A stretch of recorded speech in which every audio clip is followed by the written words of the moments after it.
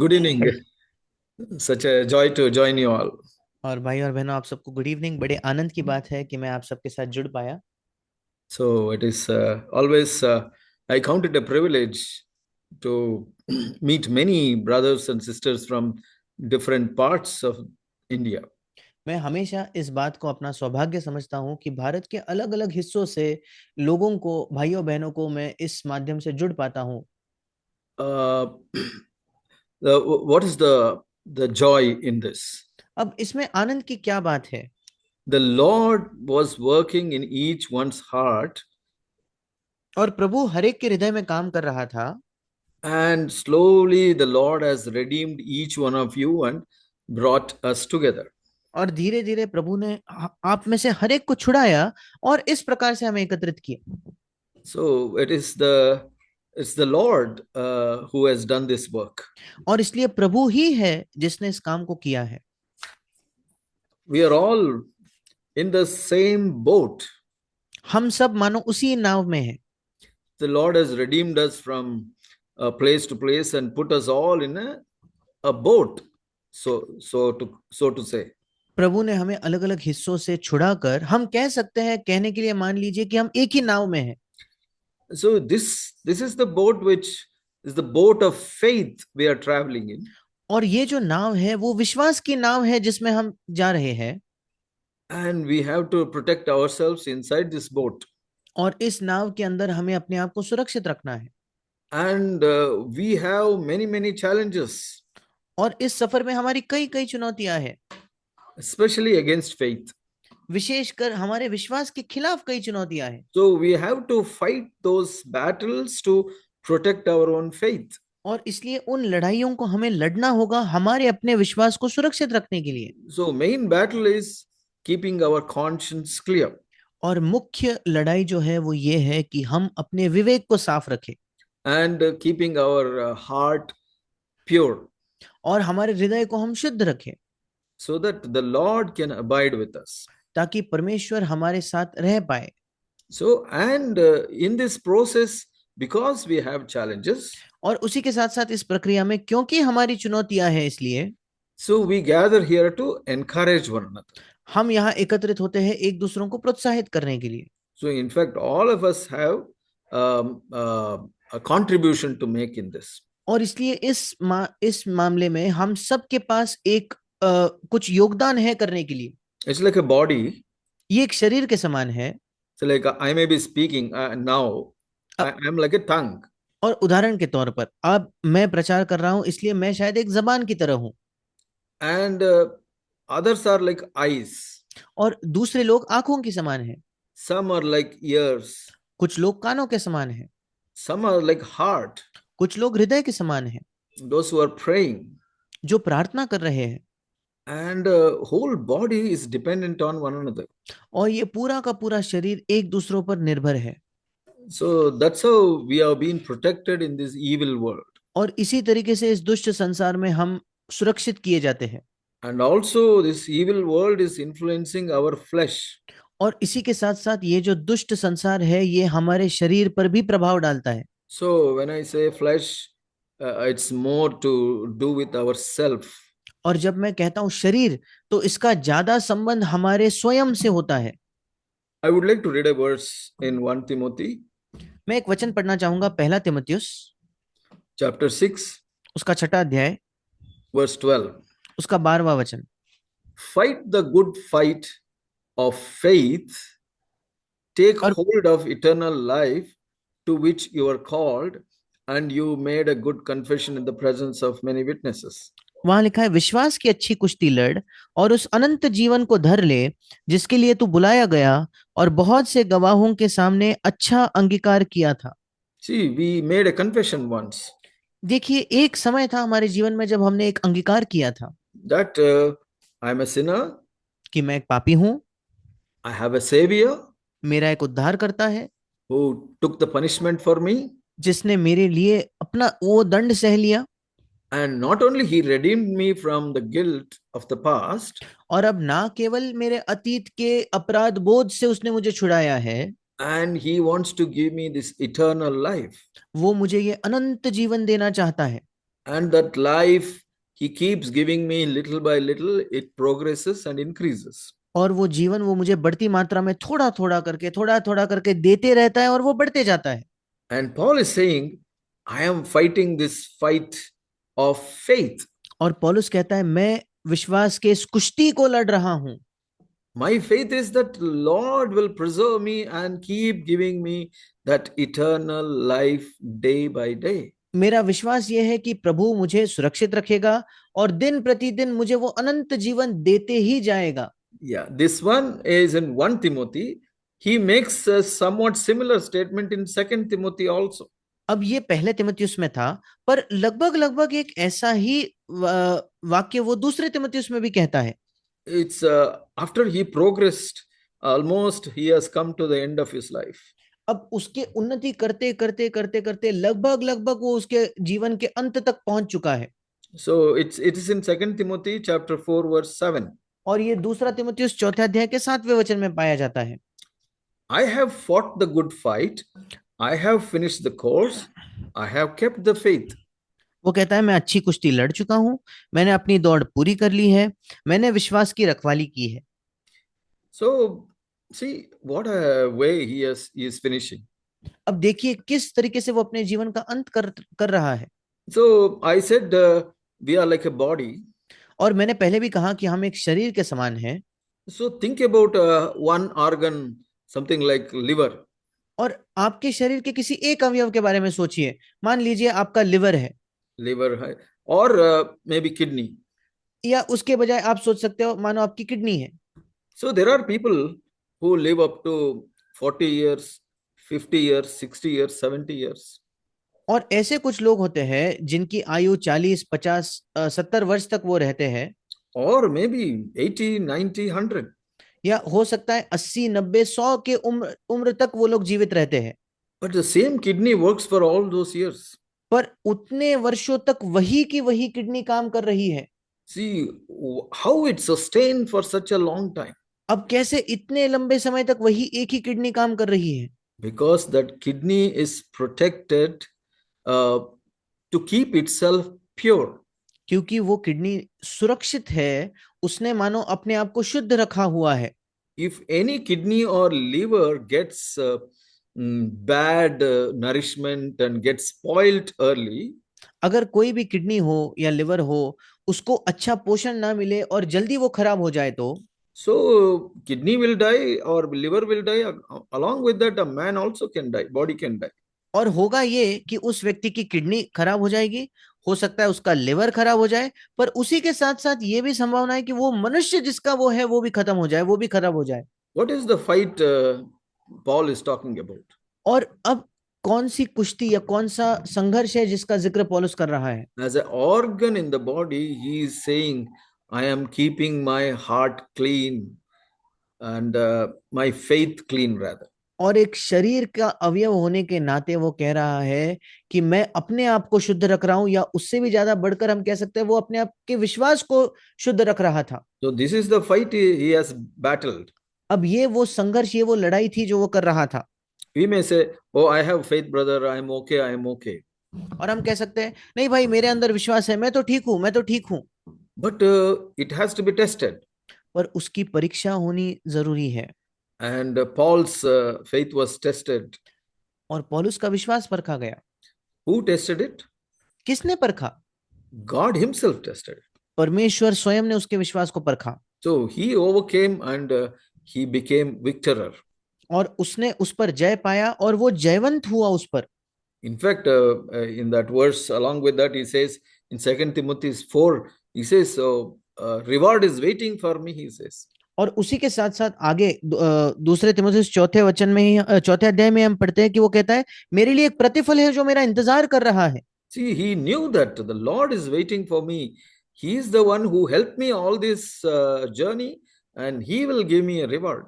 और वो जानता था कि देखो प्रभु ही है जिसने मेरे इस संपूर्ण सफर में मेरी सहायता की है, और वही है जो मुझे एक प्रतिफल भी देने वाला है। So I would like to turn to 1 Timothy. और इसलिए अब मैं पहला तिमुथियुस की ओर मुड़ना चाहूंगा। And chapter 3, उसका तीसरा अध्याय verse 15. 15 वचन। It says, sanctify Christ as Lord in your heart. 1 Peter 3:15. और माफ कीजिएगा, पहला पत्रस 3:15। और वहां लिखा है कि मसीह को प्रभु जानकर अपने अपने मन में पवित्र समझो। So I would like to read it in another version. और मैं एक और भाषांतर में इसे पढ़ना चाहता हूं। He says, quietly trust yourself to Christ your Lord.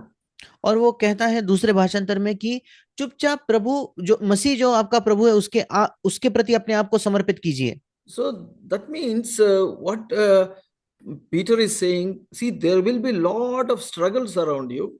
अब इसका मतलब पतरस क्या कह रहा है कि आपके इर्द गिर्द बहुत सारे अलग अलग संघर्ष होंगे, But you have to keep the Lord, kind of sanctify means separated or keeping holy. पर प्रभु को उसे पवित्र समझने का मतलब उसे अपने मन में एक अलग दर्जा देकर, अलग स्थान देकर उसे पवित्र समझो। So that means I say it like this, that keeping the Lord as a right priority. मैं उसे इस प्रकार से भी कह सकता हूं कि मानो परमेश्वर को एक सही प्राथमिकता के तौर पर हमने रखा हो। Or in other words, we have a throne in our heart. The Christ, the Lord, should be on the throne. दूसरे शब्दों में कहूं तो हमारे हृदय में एक सिंहासन है और मसीह को उस सिंहासन पर विराजमान होना आवश्यक है। So keep the Lord in right place in your life and in your heart. और आपके जीवन में और आपके हृदय में प्रभु को सही स्थान पर रखिए।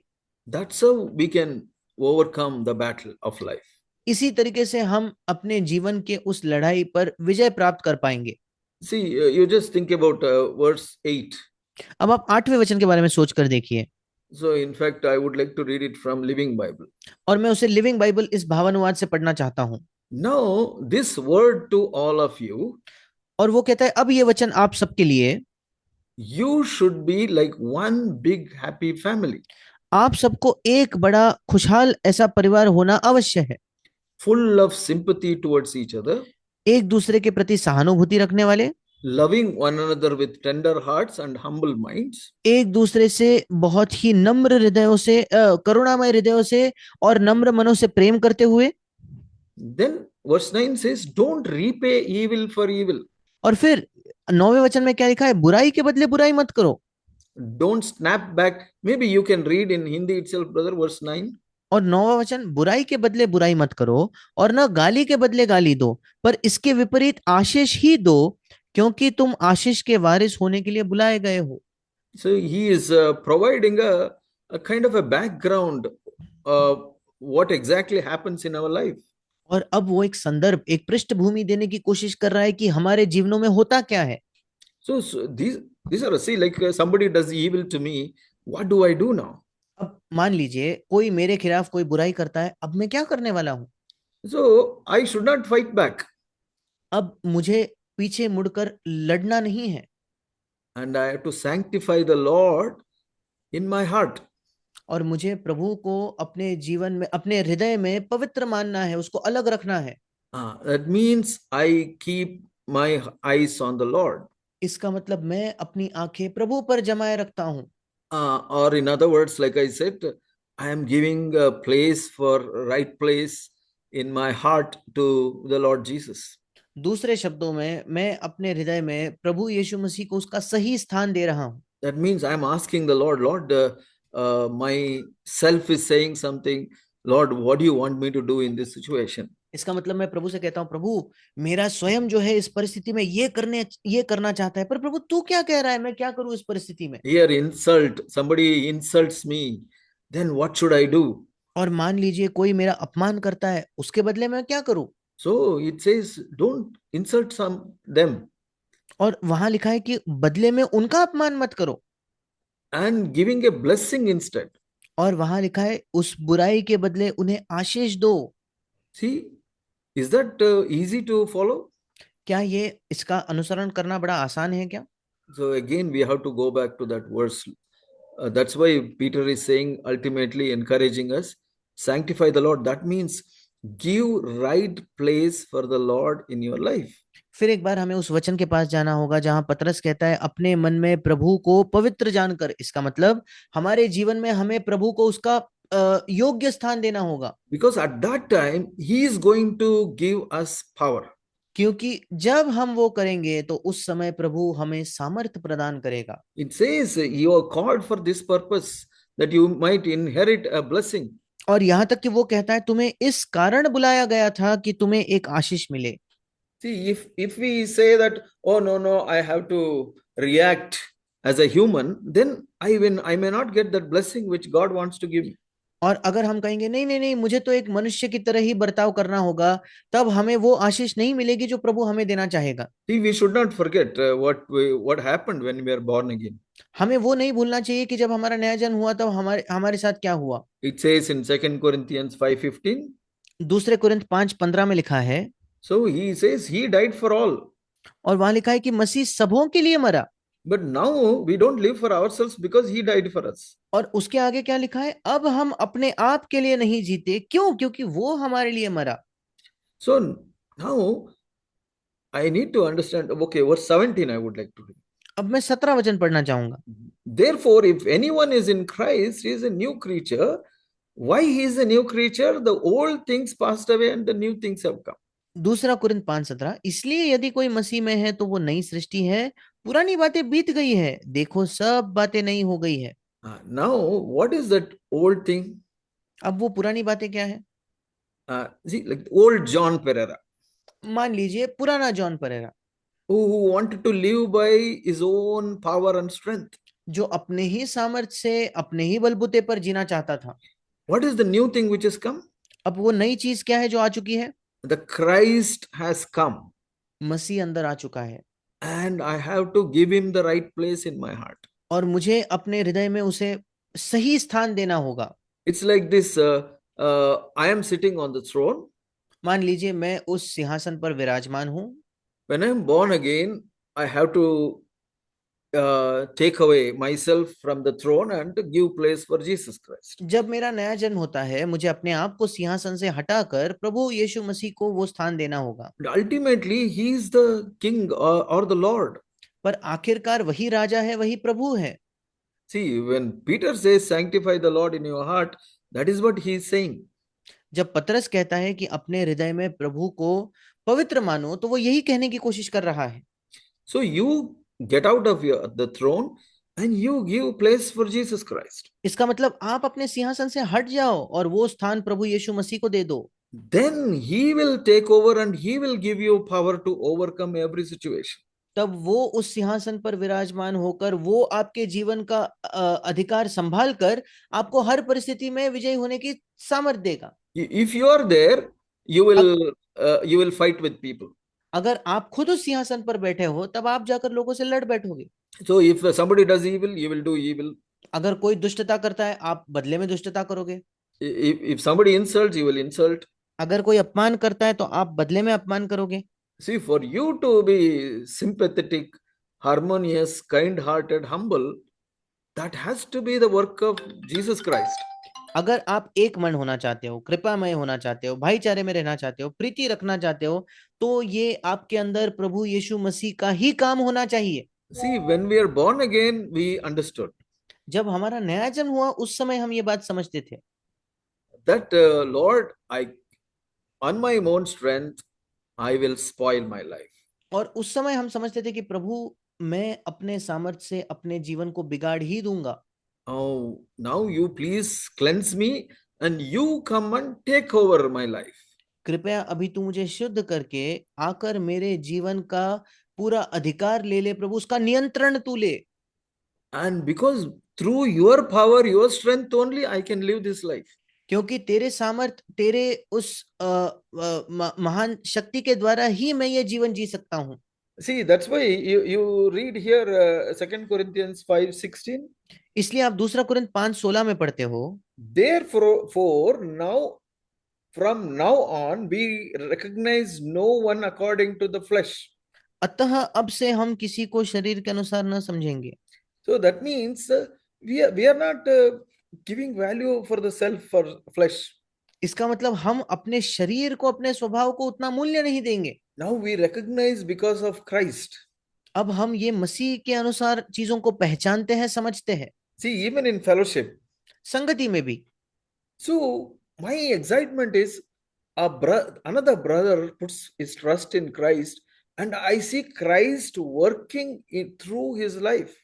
मुझे क्या प्रोत्साहित करता है संगति में, जब मैं किसी और भाई को देखता हूं कि उसने अपना भरोसा मसीह में रखा है, और मसीह जब उस भाई के जीवन में काम करते हुए मैं देखता हूं, तो मैं प्रोत्साहित होता हूं। So why are we gathering and trying to share and encourage? अब क्यों हम एकत्रित होते हैं, क्यों हम अपने साथ जो हो रहा है उसे साझा करके दूसरों को प्रोत्साहित कर रहे हैं? See, we say testifying. हम कहते हैं गवाही देना। So what is testifying? अब ये गवाही देने का क्या मतलब है? It's not that, oh, I did this, I did that, this happened, that happened. No, that is not testimony. अब गवाही का ये मतलब नहीं है कि मैंने ये किया, मेरे साथ ये हुआ, ये बिल्कुल भी गवाही नहीं होती। No, it is the Lord who comes and takes over, and what he does. गवाही का मतलब है प्रभु ने आकर मेरे जीवन का नियंत्रण लेने के बाद उसने उसमें क्या किया। Sometimes when we ask somebody to testify, कभी कभी जब हम कुछ लोगों से कहते हैं कि आप अपनी गवाही दे दीजिए, they will be telling so many things, और वो अपने गवाही में कई सारी चीजें बताते हैं, and they forget to precisely tell what the Lord has done in their life. पर उस गवाही में वो एक बात मुख्यतः बताना ही भूल जाते हैं कि प्रभु ने उनके जीवन में क्या किया था। That's why we have to be careful. Every time when we testify, what the Lord has done or Lord can do is the testimony. इसलिए हमें बड़ा सतर्क होना है जब भी हम गवाही देते हैं कि प्रभु ने क्या किया और प्रभु क्या कर सकता है, यही गवाही है। That will encourage somebody. वो किसी को प्रोत्साहित करेगा। When Peter says, sanctify the Lord in your heart, that means he is telling, just give right place to Jesus. He can do amazing things in your life. जब पतरस कहता है अपने हृदय में प्रभु को पवित्र जानो, इसका मतलब वो कह रहा है, sorry brother, can you repeat the last part? Yeah, he is going to take over and do amazing things in our life. इसका मतलब पतरस कह रहा है कि प्रभु यीशु हमारे जीवन में नियंत्रण लेकर अद्भुत चीजें उसमें करने वाला है। See, that's why Paul says, I have fought the good fight of faith. इसी वजह से पौलुस कहता है मैंने विश्वास की अच्छी कुश्ती लड़ी है। That means he's not saying, oh, I had a lot of faith and all that. He's not saying that. इसका मतलब वो ये नहीं कह रहा देखो मेरे पास कितना अच्छा विश्वास था, कितना ज्यादा विश्वास था, ये सब नहीं कह रहा। He's saying, I pushed myself and trusted Christ to come and take over my life, and he did a miracle in my life. और वो कह रहा है कि मैंने अपने आप को आगे ढकेला और मैंने ये भरोसा किया कि मसीह आकर मेरे जीवन का नियंत्रण लेगा, और उसने मेरे जीवन में एक चमत्कार किया, उस पर मैंने भरोसा रखा। See why we fail in our life? क्यों हम अपने जीवन में असफल होते हैं? Because we don't have power. क्योंकि हमारे पास सामर्थ नहीं होती। Why there is no power? क्यों हमारे पास सामर्थ नहीं है? We are trying to take over our life. क्योंकि हम अपने जीवन का नियंत्रण खुद ही के पास रखना चाहते हैं। No, that is not Christian life. नहीं, वो मसीही जीवन नहीं है। Christian life should be lived by Christ. मसीही जीवन मसीह ने जीना चाहिए। So he has to take over and he has to produce life through me. उसे मेरे जीवन का नियंत्रण लेना है, उसे मेरे द्वारा जीवन को उत्पन्न करना है। So what is the meaning of being filled with the Holy Spirit? अब पवित्र आत्मा से भरे जाने का क्या मतलब है? See, it's not Jesus who can come now. ऐसा नहीं कि यीशु मसीह अब नीचे आ सकता है। The Spirit of Jesus, that is the Holy Spirit, can come inside me. यीशु की आत्मा अर्थात पवित्र आत्मा मेरे अंदर आ सकता है। See, that's how we can overcome. इसी तरीके से हम विजय प्राप्त कर See, सकते हैं। ultimately, God wants to take over our life and do a wonderful witness out of us. अंततः परमेश्वर ही हमारे जीवन का नियंत्रण संभाल के हमारे अंदर एक अद्भुत काम करना चाहता है। Even if you go to the Testament, अगर आप पुराने नियम में भी देखो तो somebody like Job, एक व्यक्ति अय्यूब के समान, and he was a single person. The whole world was going in one direction, he was going in another direction. अब वो एक ऐसा अनोखा इकलौता व्यक्ति था कि जब पूरा संसार एक दिशा में जा रहा था, ये अय्यूब ही था जो किसी अन्य दिशा में जा रहा था। And but God was so happy about him. पर परमेश्वर उससे इतना प्रसन्न था, Still God wanted to test him. उसके बावजूद परमेश्वर उसे परखना चाहता था। See, somewhere he trusted God and God worked in his life. अब कहीं ना कहीं उसने प्रभु पर भरोसा रखा और प्रभु ने उसके जीवन के अंदर एक काम किया and God stood with him. और प्रभु उसके साथ खड़ा हुआ। That's how he became a witness for God. इस तरीके से वो प्रभु के लिए एक गवाह बना। See, somebody wants to live on their own, God cannot stand with such people. जब कोई व्यक्ति अपने आप से खड़ा होना चाहता है तो जीना चाहता है तो प्रभु उनके साथ खड़ा नहीं होता। So we need to understand this secret. और इसलिए हमें इस रहस्य को समझना जरूरी है। So when I look back in my own life, all my failures were I was standing alone. और जब मैं अपने जीवन में पीछे मुड़कर देखता हूँ मेरी सारी असफलता यही थी कि मैं अकेला खड़ा था। Because I thought, oh, now I am okay. I am in CFC for longer time. I have some level of kind of a impression that I am okay. I can withstand. क्योंकि मुझे लगता था देखो अब तो लंबे समय से मैं सीएफसी में हूँ, अब मुझे लगता था हाँ कोई ना कुछ तो मैंने उन्नति अपने जीवन में कर ली है, चलो अब मैं अपने आप से खड़ा हो जाऊंगा। That is the time I fail. और जब भी मैंने ये सोचा उसी समय मैं असफल हुआ। If the Lord stands with me, अगर प्रभु मेरे साथ खड़ा होता है तो and the Lord will give me the victory, प्रभु मुझे विजय देगा and then the Lord will get the uh, uh, glory. और जब प्रभु मुझे विजय देगा तो प्रभु ही को महिमा मिलेगी। So 1 Corinthians chapter 10, और पहला कोरिन्थियों उसका 10वां अध्याय verse 13. उसका 13वां वचन। See, no temptation has overtaken you, but such as is common to man. And God is faithful, who will not allow you to be tempted beyond your ability, what you are able.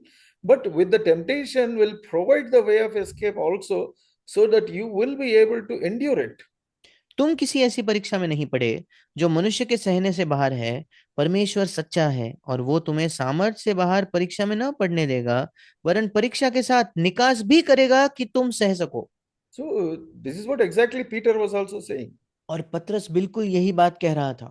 See, you give place for God, आप परमेश्वर को स्थान दो and whatever the temptation comes, God is faithful. He will not allow you to be tested beyond your ability. और चाहे कोई भी परीक्षा क्यों ना हो, परमेश्वर विश्वास योग्य है, वो आपको अपने क्षमता से बाहर परखे नहीं जाने देगा। He will make a way of escape. वो उसके साथ साथ एक निकास का मार्ग, छुटकारे का मार्ग निकालेगा। He will make it. वो बनाएगा। If you in any way you say that you are okay, अगर किसी भी तरीके से आप कहते हो कि चलो मैं ठीक हूं, verse 12 is applicable then. अगर ऐसा है तो 12वां वचन आप पर लागू होता है। Therefore, let him who thinks he stands take heed that he does not fall. इसलिए जो समझता है मैं स्थिर हूं, इंग्लिश में लिखा है जो समझता है मैं खड़ा हूं, चौकस रहे कहीं गिर ना पड़े। See, he will definitely fall वो निश्चित तौर पर गिरेगा because he thinks he can manage. क्योंकि उसे लगता है कि वो खुद से संभाल लेगा। The whole Old Testament, we can see so many examples. संपूर्ण पुराने नियम में हम कई कई उदाहरणों को देखते हैं। There are so many kings, when the Lord stood by them, they were able to win the battle. कई राजा थे, जब प्रभु उनके साथ खड़ा होता था तो वे उस विजय को जीत पाते थे। The moment they shifted their confidence, they fail. जिस क्षण वे अपने ध्यान को हटा लेते थे, अपना भरोसा प्रभु से हटा लेते थे, उसी क्षण वे असफल हो जाते थे। So we read about one king called Amaziah. और हम एक अमेजिया नामक राजा के विषय में पढ़ते हैं। He was okay. He was a king of Judah. He was okay, but the moment he thought that he is okay, he dependent on his own knowledge or और his own kind of understanding. और वो यहूदा का राजा था और वो बिल्कुल ठीक था, और जैसे ही उसे लगने लगा चलो मैं तो ठीक हूं, वो अपने क्षमता पर, अपने समझ पर जब वो उसका सहारा लेने लग गया तो So he started taking help from some king. In fact, he took help from Israel, who is supposed to be God's people. और फिर वो किसी और राजा की सहायता लेने लगा, यहां तक कि उसने इसराइल के राष्ट्र से सहायता ली जो परमेश्वर ही के लोग थे। Okay, somebody can think, oh, he is taking only from Israel, right? और फिर कोई क्या सोचेगा, अच्छा इसने क्या गलत किया, ये तो इसराइल की ही सहायता ले रहा है। No, he didn't recognize God was not standing with Israel at that time. उसने क्या नहीं पहचाना, उस समय प्रभु इसराइल के साथ खड़ा नहीं था। then he took help and he got defeated. Means he learned a lesson, but the thing is, he was about to fail. उसने इसराइल की सहायता ली और वो लगभग हारने ही वाला था, और वहां उसने एक पाठ सीखा। So then he rejected. Oh no, I don't want to take help because some prophet came and warned him. और फिर उसने अचानक से देखा कि नहीं नहीं नहीं, मुझे इनकी सहायता नहीं चाहिए, क्योंकि एक नबी ने आकर उसे चेताया। See, that's why one need to be very careful that in any way our trust is moved away from the Lord. और इसलिए हमें बहुत सतर्क होना होता है, किसी भी तरीके से प्रभु से हमारा जो भरोसा है वो हटना नहीं चाहिए। Whether it is on self or anybody else, we have to be very, very cautious. चाहे वो स्वयं पर हो या किसी और पर हो, हमें बहुत बहुत ज्यादा अ, अ, संभल कर रहना है, हमें सतर्क रहना है। Yeah, even Moses, as long as the Lord was with him, he was okay. He was able to accomplish many things, and he was a witness for God. यहाँ तक कि मूसा भी, जब तक वो प्रभु के साथ था तो वो कई चीजों को हासिल कर पाया। और सॉरी सॉरी Yeah, लास्ट में, he was able to be witness for the Lord. और वो प्रभु के लिए गवाह बन पाया। Yeah, like that, many examples we see. और ऐसे ही हम कई उदाहरणों को देखते हैं। The excellent example was Daniel. और बहुत ही उत्कृष्ट उदाहरण दानियल का था। From the young age, maybe he was a captive at the age of 17. और बड़े जवान उम्र के समय से, वो शायद 16 वर्ष का था जब वो एक बंधुआ बनाकर ले जाया गया। Yeah, 17. Then we see his dependence on God at the age of 87. और वहां से लेकर जब वो लगभग 87 वर्ष का होता है, उस आयु तक हम प्रभु पर देखते हैं कि वो कैसे निर्भर रहा प्रभु पर। See, that's why he was a great witness for God. इसलिए वो परमेश्वर के लिए बहुत बड़ा गवाह बना। See, what is the secret of his excellent witness? और प्रभु के लिए जो उत्कृष्ट गवाही उसकी थी, उसके पीछे रहस्य क्या था? So, in the heaven, we'll come to know that, oh, he depended on God totally.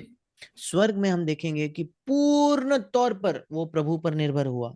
So, I would like to read a verse in Isaiah chapter 8, मैं यशायाह नबी की पुस्तक उसके 8वें अध्याय से एक वचन पढ़ना चाहता हूँ, verse 11.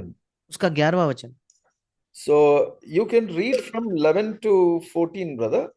हम यशायाह 8 उसका 11 से 14 पढ़ेंगे। क्योंकि यहोवा दृढ़ता के साथ मुझसे बोला और इन लोगों की सी चाल चलने को मुझे मना किया, और कहा, जिस बात को ये लोग राजद्रोह कहे उसको तुम राजद्रोह न कहना, और जिस बात से वे डरते हैं उससे तुम न डरना और न भय खाना। सेनाओं के यहोवा ही को पवित्र जानना, उसी का डर मानना और उसी का भय रखना, और वो शरण स्थान होगा, परंतु इसराइल के दोनों घरानों के लिए ठोकर का पत्थर और ठेस की चट्टान, और यरूशलेम के निवासियों के लिए फंदा और जाल होगा। Yeah, here basically, I would like to read from Amplified version. और You can, एम्पलीफाइड भाषांतर से मैं पढ़ना चाहता हूं। for in this way, the Lord spoke to me with his strong hand upon me and instructed me not to walk in the way of this people. और वहां लिखा है, एम्पलीफाइड जो भाषांतर है उसमें इस तरीके से लिखा है कि इस तरीके से प्रभु ने मुझसे बात की और उसका बहुत बलवंत हाथ मुझ पर आकर उसने मुझसे कहा कि इन लोगों पर इस तरीके से निर्भर ना होना। Yeah, behaving as they do. और वहां लिखा है कि जैसे वे बर्ताव करते वैसा तुम मत करो। See, the Lord is saying, see, be careful about all the people. Uh, they may behave in such a way, but don't behave like those people. और प्रभु कहता है, देखो सतर्क रहो, दूसरे लोग शायद कैसा भी बर्ताव क्यों ना करे, तुम उनके समान बर्ताव ना करो। Yeah, verse 12 says, so this is conspiracy in regard to all that people call a conspiracy, and you are not to fear what they fear. और 12वें वचन में लिखा है, जिस चीज को वो एक षड्यंत्र कहते हैं, उन सारी चीजों को जो लोग जिसको षड्यंत्र कहते हैं तुम मत कहना, Yeah, और जिससे वो डर रखते हैं तुम मत डरना। I felt like reading this because see, you see a political situation, what is happening in the world. Oh, this is happening, that is happening. So many things are happening. You can be exposed to so many things what is happening around us. अब ये मैं क्यों पढ़ना चाहता था, क्योंकि जब आप हमारे आसपास के राजनीतिक हालातों को देखते हो, आप संसार में होने वाली अलग अलग भिन्न भिन्न चीजों को देखते हो, तो हो सकता है कि हम सब भी इन चीजों में कभी कभी उनके बारे में ज्यादा प्रभावित हो जाए। See, we are God's people. हम परमेश्वर के लोग हैं। I'm not saying, oh, we should be disconnected from all that is happening around. अब मैं ये नहीं कह रहा कि जो भी हमारे आसपास हो रहा है उससे हमें बिल्कुल अलग हो जाना है, बिल्कुल उस पर ध्यान ही नहीं देना, ऐसा नहीं कह रहा हूं। Yeah, no matter what is happening, चाहे हमारे आसपास कुछ भी क्यों ना हो, by seeing that, उसे देखकर our trust should increase in the Lord. हमारा प्रभु पर जो भरोसा है वो बढ़ना चाहिए। In fact, here says, do not fear them, fear only the Lord. यहां तक कि यहां ये भी लिखा है, उनसे मत डरो बल्कि केवल और केवल प्रभु का भय रखो। That means, what is God's fear of God? इसका मतलब परमेश्वर का भय क्या है? Like Peter said, am I giving a right place to God in my life? जैसे पतरस ने कहा, क्या मैं अपने जीवन में प्रभु को सही स्थान दे रहा हूं या नहीं? See, as we go forward in this world, जब हम इस संसार में आगे बढ़ेंगे तब we come to a situation, हम एक ऐसे परिस्थिति में आएंगे, totally so many things are confused. पूर्ण तौर पर कई चीजों में बिल्कुल गड़बड़ी है। But those who give right place to the Lord in their heart, पर जो लोग अपने जीवन में प्रभु को सही स्थान देते हैं, they will not get influenced or kind of fear about all that is happening. वे प्रभावित नहीं होंगे, और जो चीजें उनके इर्द गिर्द हो रही है उनसे वे डरेंगे नहीं। No, they will trust the Lord. वे प्रभु पर भरोसा रखेंगे। They increasingly keep doing this, that Lord, I want to give you right place in my life. बढ़ते मात्रा में वो यही यही करते रहेंगे कि प्रभु, मैं बढ़ते क्रम पर तुझ पर भरोसा करना चाहता हूं और यही मैं करना जारी रखना चाहता हूं। The Living Bible says, if you fear God, you need fear nothing else. और जो लिविंग बाइबल का भावानुवाद है उसमें लिखा है, अगर तुम परमेश्वर का भय मानते हो तो तुम्हें किसी और चीज से डरने की जरूरत नहीं है। See, that's how people of God live. और परमेश्वर के लोग इस प्रकार से जीवित रहते हैं। But here the Satan is trying to attack our faith. पर यहाँ शैतान जो है वो हमारे विश्वास पर हमला करने की कोशिश करता है। So he wants to depend on our mind, वो चाहता है कि हम अपने मन पर निर्भर हो जाए, our own strength. हमारे अपने सामर्थ पर निर्भर हो जाए। Oh, this is happening, that is happening. और वो कहता है कि देखो ये हो रहा है, वो हो रहा है, Oh, job is in trouble. और मेरी नौकरी खतरे में है, Oh, what to do with I don't get enough income.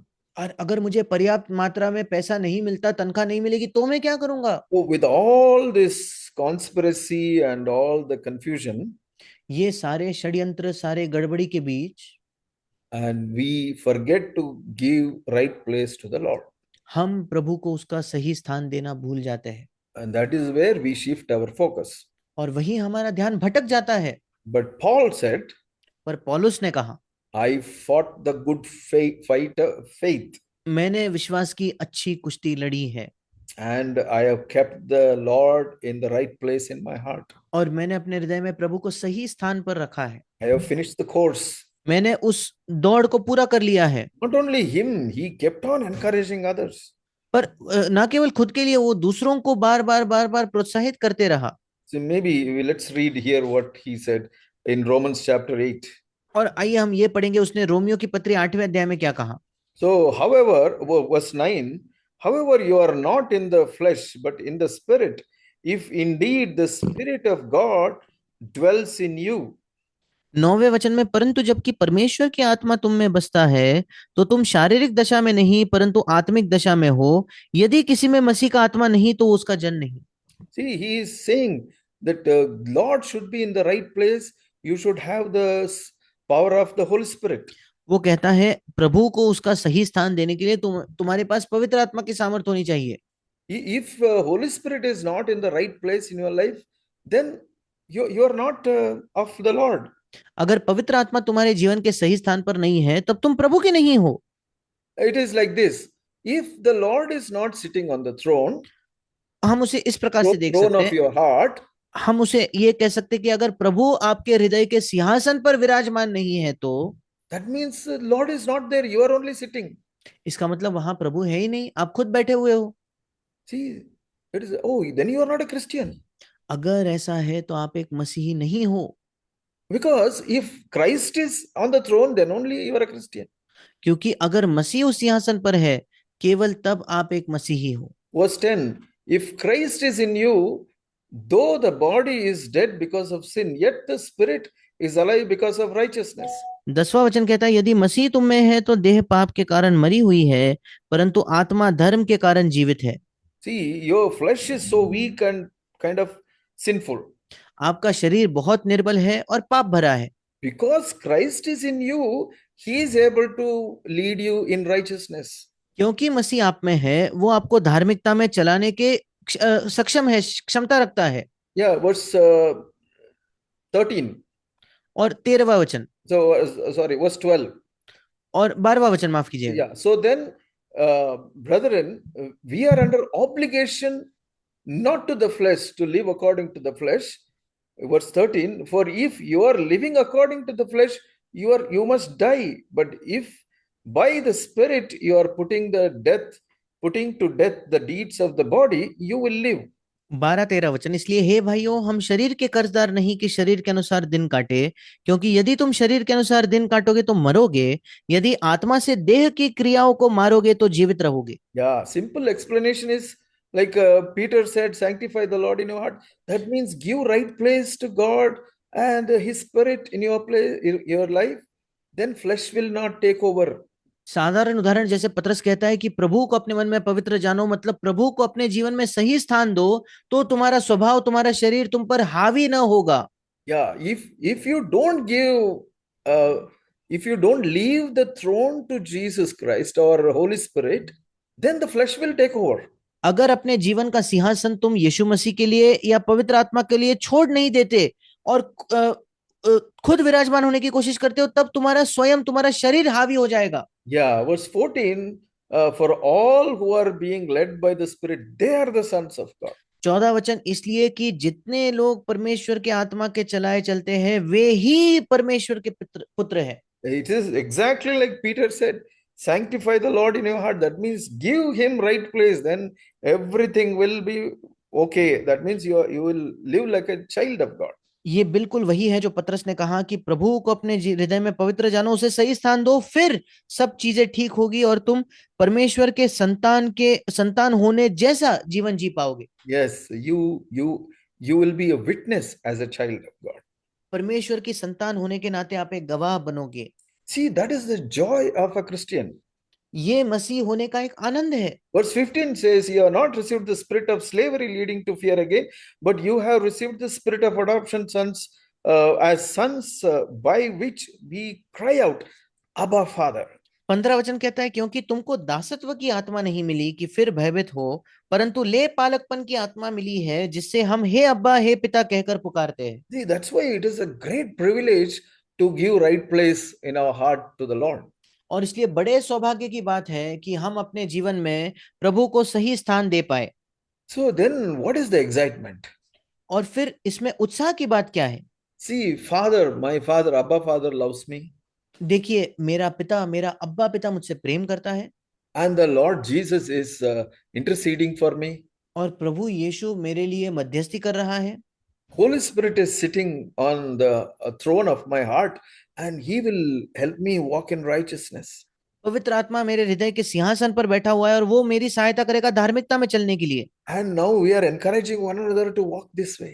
और अब हम एक दूसरों को प्रोत्साहित करते हैं इस मार्ग पर चलने के लिए। And we don't fear anything what is happening around us. और हमारे इर्द गिर्द होने वाले किसी भी चीज से हम भयभीत नहीं होते। When somebody does evil, कोई दुष्टता करे तो we don't give back evil. हम बदले में बुराई नहीं करते। We are not scared of anybody. हम किसी से डरते नहीं। Because we fear God, we keep doing what the Lord says. क्योंकि हम प्रभु से डरते हैं, जो उसने कहा है हम उसे करते ही रहते, उसे करना जारी रखते हैं। And we keep on doing what the Lord says, then we'll become a witness. और जो भी प्रभु हमसे कहता है उसे करना अगर हम जारी रखें, तब जाकर हम एक गवाह बनेंगे। Ultimately, it is not my life, our life.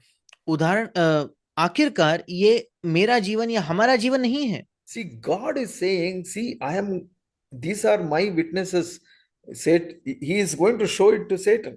और प्रभु कह रहा है कि देखो ये मेरे गवाह है, और वो ये किसको दिखाएगा? शैतान को।